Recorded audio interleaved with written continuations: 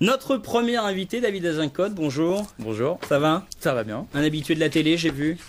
Dans une ancienne vie, oui. Une ancienne vie? Oui, sur la première télé sur Internet, Canal Web, au début des années 2000. Ça n'existe plus? Non, ils ont fait faillite, comme tout le monde. Ah bon? Bah oui. Et nous, non? Ah bah non, maintenant c'est la deuxième économie du web. Ah ouais. C'est différent. Ouais, et puis nous, on est aussi sur tous les serveurs Internet, Voilà, les bouquets, tout ça. voilà. Il y a un avenir. Et vous êtes meilleur, J'espère. j'ai l'impression. Merci. Vous êtes venu pour nous faire Oui, plaisir, en je fait. suis un spécialiste de la brosse à reluire, en fait. Très bien. Oui, oui. Et alors, c'est quoi l'originalité de la vôtre? Elle est plus grosse. Ah oui. Et plus longue. Justement. Avec le Bon, poil dur. arrêtez, ça suffit. Bien sûr. Alors, vous êtes né le 18 mars 1973. C'est vrai, Ouais. c'est vrai. Vous êtes poisson? Oui. Ouais, d'accord. Ben, je sais que tout le monde s'en fout, mais je tiens à le dire. Et vous êtes diplômé de Sciences Po à Paris et titulaire d'un DEA de droit. Tout à fait. Comment on en arrive à faire du droit? Parce qu'on sait pas quoi faire d'autre et qu'on est très mauvais en maths et donc au bout d'un certain temps je me suis dit que ça servait à rien, donc je suis parti dans l'écriture et dans l'animation et dans plein d'autres choses et je suis nul en droit maintenant, je sais même pas rédiger mes propres contrats donc Vous savez faire un courrier pour vous plaindre ou... Ah oui bien sûr, ah oui Ouais. ça je sais faire, ouais. D'accord. Une signature. et Sciences Po, ça le fait, hein. Ouais, Quand ouais, même. ouais. J'ai beaucoup dormi là-bas en fait. Je me Ah rappelle oui. surtout de sieste en bibliothèque. Mais c'est une école assez sympathique. D'abord, ça fait très longtemps, ça a dû changer un petit peu. Mais surtout, c'est sympathique parce qu'on fait des rencontres. On rencontre plein de gens après qui. Vous êtes marié, vous avez des enfants et quelqu'un que vous avez rencontré là-bas? Oui, j'ai rencontré, à l'époque c'était un homme, mais enfin il a changé de sexe depuis. Dominique, comme ça il a gardé le même prénom, c'est plus pratique. Ah oui? Non, mais j'ai rencontré plein de gens très intéressants qui maintenant font des métiers qui n'ont rien à voir avec le mien, mais qui sont restés des amis et voilà, c'est bien. Ouais, ça a l'air d'être une douleur pour vous, hein. Sciences Po. J'ai beaucoup de regrets, ouais. Ah Non, ouais. sincèrement, j'ai des regrets Ah oui, c'est vrai. d'y être allé trop tôt. Je pense que j'aurais dû y aller plus vieux. 18 ans, c'est trop tôt pour aller faire Sciences Po, quoi. 18 ans, il faut J'ai pas de... faire autre chose, quoi. Moi, je me rends pas bien compte. Comme j'ai pas été aussi loin que vous, je sais pas à quel âge on doit aller faire Sciences Po. Je sais pas, plus vieux, quoi. Quand on est vraiment vieux, à 18 ans, il y a reprendre ses mieux à études faire, avant quoi. la retraite, quoi. Voilà, ouais, quand on est à la retraite, mais à 18 ans, il y a mieux à faire que d'aller faire Sciences Po, merde. Bien sûr, c'est génial. Bon, alors, en 1998, vous avez écrit et réalisé Le Garde Suisse. Ouais. Qu'est-ce que c'est, Le Garde Suisse? C'était un premier court-métrage et en fait ça racontait l'histoire dans un futur proche, 2012, donc il est toujours valable ce film, Ouais, c'est c'est ça qui est bientôt. bien. On y arrive. En fait, l'Union Européenne avait mis au point un système de sécurité sociale global qui fait qu'on pouvait être remplacé dans tout ce qu'on voulait pas faire. Donc promener le chien, divorcer de sa femme, virer des gens. À chaque fois, on prenait une carte, on la passait dans un lecteur et quelqu'un arrivait et prenait votre place. C'est tordu. Voilà, oui, c'était un peu idiot en fait. Ouais, Mais bon, ouais, c'était mais vous rigolo. étiez beaucoup plus jeune. Voilà, ouais. Hein, c'était il y a 11 Je ans. réfléchissais pas beaucoup à l'époque. Ouais, bah ça valait le coup de faire Sciences Po, effectivement. Vous dites que c'est une comédie de social fiction Ouais, de 10 minutes. ouais. Qui a vu ce film? Alors, mon père, ma mère, mes sœurs et mes frères, à peu près. Oh oh Ouais, voilà, ouais. Non, pas grand monde, parce que ça avait les défauts d'une première œuvre, c'est-à-dire une très belle pellicule, mais un scénario complètement bancal, donc assez rapidement, il s'est épuisé. Puis c'était avant Internet, c'était avant qu'on puisse mettre les choses sur Internet et que les gens Effectivement. les voient facilement. Voilà. Sur Internet, on parle beaucoup de vous, mais vous êtes toujours avec un complice qui vous suit depuis le début. C'est vrai. C'est celui que vous avez rencontré à Sciences Po et qui est devenu une femme? Voilà, c'est ça. C'est Frédéric, Je et non pas m'interroge. Dominique. Ouais. Frédéric Boucaumont, donc en fait avec qui j'écris aussi bien des scénarios de séries que des sketchs. On filme des sketchs aussi et on co-anime une émission de radio tous les soirs sur Radio Campus 93. Mais vous avez commencé à faire de la télévision avec lui alors? Ouais, on avait commencé à Canal Web ensemble. On faisait des sketchs en direct toutes les semaines que personne ne voyait puisqu'à l'époque personne n'avait de bonne connexion. Donc, Mais vous pensez être drôle ou pas? honnêtement, non. Est-ce que vous êtes le genre de type Non. vous êtes le genre de type qui est capable pendant un repas de famille de vraiment faire rire avec une bonne histoire drôle? Ça m'est arrivé, mais Ouais. le plus souvent, je me lève avant la fin du repas, je fais putain, et je vais dans ma chambre en fait. Vous vivez encore chez vos parents? Oui. Ah, je D'accord. pensais que vous saviez. Non, je ça. sais pas du tout. Ah, si, je le vis encore. C'est pas facile hein, avec la crise et tout ça. Donc, D'accord. Ouais. Vous avez pas l'air d'avoir une vie sympa. c'est pas si folichon que ça, effectivement. Non, Ouais. non, c'est vrai que parfois c'est dur. Là, je suis content de vous avoir invité en tout cas, c'est plutôt pas mal. Je sais. Alors, Canal Web, on en a parlé, c'est vos premières armes en fait à la télévision, on va pas revenir dessus. En revanche, côté radio, vous avez été animateur de 98 à 2000, ça va, c'est une bonne période? 2 Ouais, ans. c'était pas mal. C'était sur Génération 88.2. Une radio de jeunes. Une radio complètement de jeunes, mais aussi de vieux, parce que ça s'appelle Génération, parce qu'il y avait des émissions pour les vieux et des émissions pour les jeunes à l'époque. Et vous faisiez des émissions pour les types qui avaient fait Sciences Po? Alors moi je faisais des émissions pour les jeunes, mais dans un hospice. Parce qu'à l'origine, les gens ne le savent pas, mais Génération 88.2, donc qui maintenant est super sur le rap et les musiques urbaines, ouais, t'as vu, était, voilà, wesh, était dans un hospice. Ils émettaient de l'intérieur d'un hospice. Ok. Donc on avait plein de vieux autour qui venaient le dimanche matin, quand on faisait de la radio, parce qu'ils s'étaient perdus, qui rentraient dans le studio pendant l'émission. Fallait les raccompagner dehors, c'était assez. Je vous sens aigri et je pense que vous avez. Non, pas du tout. J'ai passé mon enfance dans les hospices. J'aime beaucoup les personnes âgées, sincèrement. Mais vous qui avez fait du droit, vous auriez pu attaquer vos parents alors dans ce cas-là? Non, on n'a pas le droit en France. Vous n'avez pas le droit d'attaquer. Ah bon, d'accord. Sauf s'ils ne me nourrissent plus.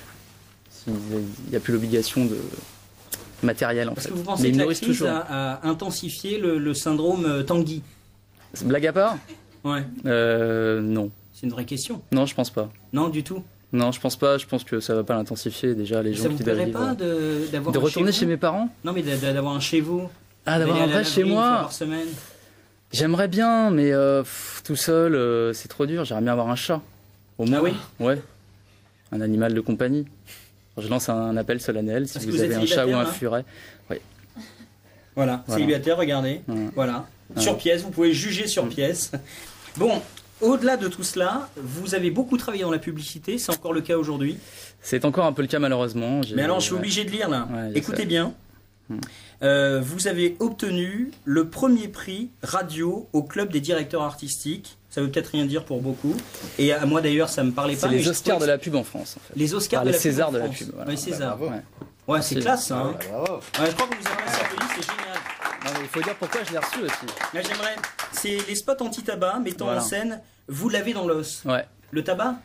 Non, c'était en 2000 ou 2001. C'est une des rares publicités utiles que j'ai faites dans ma vie. C'était des spots radio qui mettaient en scène un faux jeu où le présentateur posait des questions aux concurrents qui étaient tous des fumeurs et il leur disait depuis quand, par exemple, les fabricants de tabac savent que la nicotine rend dépendant et que ça donne le cancer. Et les mecs disaient, je sais pas, 5 ans. Non, ça fait au moins 30 ans. Ah, vous l'avez dans l'os, Jean-Michel. Et chaque fois, ça répétait des vérités en fait sur comment dire, la culpabilité des fabricants de tabac depuis des années en fait. Vous aimez naviguer dans un univers glauque apparemment? Oui. J'aime beaucoup les trucs un peu tabac, durs, un peu oui, mais c'est la réalité en même temps. Oui, en même temps, oui. Ouais, le pire étant les vieilles dames qui fument, ça c'est. Les vieilles dames qui fument. Oui, les hospices et le tabac. La première à laquelle je pense, c'est Alice Sapritch. Elle en est morte. Elle en est morte. Ouais. Ça et le Gexfour, bien sûr. Bien sûr.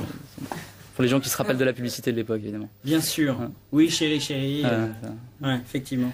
Bon, alors vous continuez à faire de la radio. Oui. Et bon, vous êtes né en 73, j'ai dit tout à l'heure, mais vous êtes sur Radio Campus Paris. Ouais. Alors, Radio Campus, c'est une... Voilà, qu'est-ce qu'on a envie de se dire comment c'est possible? D'abord, j'ai poursuivi mes études très longtemps. Non, en fait, Radio Campus est principalement ouverte aux étudiants, donc aux étudiants que vous n'êtes plus, hein? Moi, je ne le suis plus. Mais en même temps, il n'y a pas que des étudiants pour faire tourner la machine. Et moi, je fais une émission quotidienne, le soir de 20h à 21h. Et en fait, les étudiants ont trop de travail pour faire une émission quotidienne, alors que les gens comme moi qui sont chômeurs freelance peuvent le faire. Rien, voilà. Donc c'est bien pratique. Oui, bien sûr. Et vous avez envie de nous expliquer un peu ce qu'on trouve dans cette émission? C'est un peu comme ici. Vous vous en foutez peut-être? Non. J'aimerais bien que les gens l'écoutent un peu plus. C'est d'abord, Radio Campus, c'est une radio extrêmement pointue au niveau musical, tout genre de musique. Ouais. Donc elle est vraiment très très bien écoutée. Moi j'ai découvert plein de choses en l'écoutant, ça change de nostalgie. Et puis il y a beaucoup d'invités. Dans les émissions musicales, il y a toute la scène musicale européenne et même mondiale qu'on a actuellement. Et nous, tous les soirs, on reçoit un invité différent. Donc ça peut être aussi bien Cabu que Christophe Fondelat, que l'adjoint au maire de Paris, qu'une assoce qui s'occupe de réfugiés du Darfour, que... C'est très très variable et tous les soirs, donc depuis septembre 2007, enfin tous les soirs de semaine, on reçoit des gens, on les interviewe, on alterne ça avec de la musique, des sketchs, enfin c'est assez classique comme c'est une émission de radio, quoi. C'est une émission de radio, voilà, mais plutôt rigolote. Ouais, vous parliez de nostalgie, c'est rigolo parce que entre les hospices de vieux et nostalgie, comme par hasard. Ça c'est curieux, j'ai entendu des pubs sur nostalgie pour des hospices, des maisons de retraite. Il y en a. Mais alors, j'aimerais juste... Sachant que c'est une radio que j'adore. Non, mais j'ai pris Nostalgie, j'aurais mieux fait de prendre Énergie en fait. Ce que je voudrais juste dire un petit truc, c'est qu'en ce moment la radio devient numérique, je pense que personne ne l'ignore. Et attends, vous posez la question, est-ce que quelqu'un ignore que ça devient numérique? Personne ne réagit. Vous l'ignorez ou vous l'ignorez pas? C'est plus par cassette, non? Non, c'est plus par cassette, on n'en voit plus du tout de cassette. Ça va tellement vite, je suis dépassé moi. Ouais. Non, et on passe des CD. Non, même plus d'ailleurs. Non, il n'y a plus de CD, il y a des machines. Tout est numérisé. Mais surtout, vous allez tous devoir changer de poste radio dans très peu de temps parce qu'ils ne marcheront plus. C'est pas vrai. Si. Et tout ça coûte de l'argent, les radios sont obligées d'investir. Et Radio Campus, qui est une radio 100% indépendante, c'est-à-dire que c'est une assoce, il y a 3 volontaires civils donc qui sont payés 800 € par mois, tout le reste c'est des bénévoles, dont moi évidemment. Et ces radios-là doivent aussi investir de l'argent pour passer au numérique, sachant que les normes qui ont été choisies évidemment sont les plus coûteuses, qui avantagent les grands groupes comme Énergie, etc. Donc c'est peut-être un danger ça risque de faire disparaître ou en tout cas de fragiliser beaucoup de radios associatives, et il y en a encore pas mal en France. Donc je sais bien qu'à Paris, il n'y en a plus des masses, mais si vous êtes ailleurs qu'à Paris, soutenez votre radio locale, c'est important. Qu'est-ce qui vous fait rire dans la vie? Qu'est-ce qui me fait rire dans la vie? Les animaux, les chats qui tombent, enfin les trucs sur Internet, quoi. Les chiens qui se lèchent les couilles, enfin normal, quoi, comme tout le monde. C'est pas mal. Ouais, non, c'est Mais vous prenez du plaisir à être ce que vous êtes dans la vie en général, ou vous intériorisez, et en quittant ce studio, vous allez péter un câble et chanter tout seul dans la rue? Non, je prends beaucoup de plaisir. Je trouve que je suis un bon compagnon avec moi-même. Ouais. Je m'entends assez bien avec moi-même. Mais j'extériorise pas des masses, c'est vrai. Ouais. Je réserve ça à d'autres occasions. Pas nous, vous nous aimez pas trop, quoi. Non, ce soir non. Je pourrais pousser des cris, mais j'ai pas envie. Ah ouais. Voilà, non. Et puis pour conclure, justement, je vous pose cette question parce que vous êtes dans l'écriture, on l'a vu pour la télévision, vous avez fait donc de la télé, de la publicité, et maintenant vous avez décidé de monter sur scène et de faire rire les gens. Et alors là, quand je suis sur scène, par contre, je me lâche. Ah non, mais c'est complètement différent, je fais des trucs de fou, je mange des animaux morts, enfin des trucs vraiment, vraiment bien. Il faut me voir sur scène. Laurent Violet, vous connaissez? Oui, je me rappelle le lapin, évidemment. Ouais. Balader un lapin mort, mais moi je fais mieux. En laisse. Je le tue sur scène. Vous tuez des lapins sur scène? Oui, monsieur. Ça a l'air de plaire au public. Tu vois bien, c'est un petit rire mauvais. Hein. Si, il y a un truc, ouais. Non, dès que ça vous permet de jauger, quoi. Ouais. Est-ce que je peux me lancer ou pas? Est-ce que je peux essayer? J'ai commencé avec des insectes peut-être, des grenouilles, brûler une fourmilière. Vous êtes pas mal. Non. Si. Non. Je crois que vous êtes fou. Non. Et vous allez faire quoi en quittant le plateau là aujourd'hui? Vous avez des projets? Ouais, alors j'ai un projet très précis cet après-midi, c'est de dormir, parce que ça fait longtemps que ça m'est pas arrivé. Et après ça, je pense que je vais redormir encore un petit peu, ça me rappellera mes jeunes années, Sciences Po, tout ça. Ça me disait bien à l'époque. Et vous êtes obligé de jouer un personnage par rapport à celui que vous allez incarner sur scène dans vos sketchs, ou vous êtes comme ça dans la vie, quoi? On vous a vraiment brut de pomme là? Là, je pense que vous m'avez en vrai à 98% à peu près. Ouais. Ah, vous êtes comme ça, 98%? Ouais, c'est un peu chiant, je sais. Si on s'amuse avec vous dans un bar quand on a bu un peu d'alcool? Il vaut mieux. Mais je peux surprendre parfois, et les gens font « Ah ouais, quand même c'était marrant. » Non, ce qui est étonnant, c'est que de toute façon, dans le milieu de la publicité, qui est quand même majoritairement votre métier, vous êtes tous un peu barrés comme ça. Ouais, mais enfin, le milieu de la publicité, c'est une espèce de gros coffre à jouets où on maintient les gens dans un état d'infantilisation, on les fait jouer au baby-foot, et donc ça cultive un peu un côté un peu taré, comme des gamins de 4 ans, quoi. On peut s'enfoncer des fourchettes dans la main, tout ça. Mais en fait, c'est très insidieux, la publicité. Ouais, vraiment. N'y allez pas. Je vais vous laisser repartir, David Azocote. Je comprends bien. Sympa, le public peut vous applaudir. Merci beaucoup. Merci.